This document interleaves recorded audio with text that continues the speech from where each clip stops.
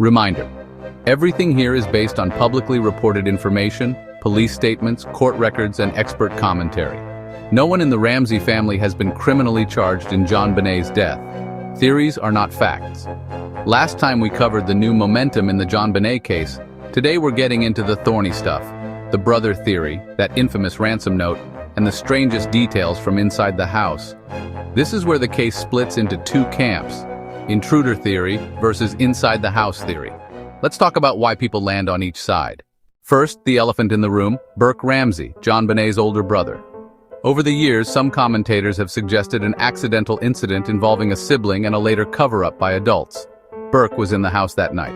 Some point to past sibling scuffles to argue an impulsive moment could have spiraled. But law enforcement has never charged Burke. Period. A grand jury voted to indict the parents on charges related to child abuse resulting in death, but the DA declined to prosecute, citing insufficient evidence. Burke sued media over accusations. Without charges or conclusive physical evidence, it stays a theory. Now to the star of the inside job arguments, the ransom note, about 3 pages long, very unusual for genuine ransom notes, which are typically short and direct. Found inside the home on paper from the house. Amount demanded, $118,000, suspiciously close to the father's bonus. Movie line echoes flagged by analysts. Multiple handwriting examiners offered conflicting opinions. Some said the mother could not be excluded, others disagreed.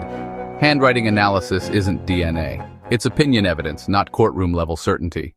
Friends were invited over after the 911 call. People moved around, items were handled. Scene contamination became a huge problem. That chaos makes every later claim harder to validate. A broken basement window, a garrote from art supplies, pineapple bowl, household flashlight.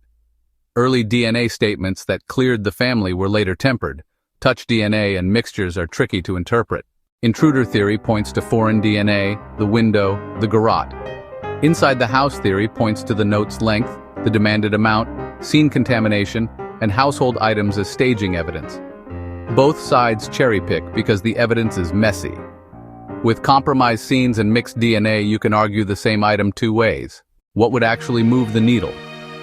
New DNA work with better methods, a credible confession with non-public details, or previously unknown physical evidence. The brother theory, the ransom note, the oddities, they're compelling, but they're not conclusions. Until science or a verifiable witness breaks through the noise, this case lives in ambiguity. What do you think the ransom note indicates, staging or intruder? Drop your take below. Like and subscribe for part 3, where I'll break down intruder scenarios step by step.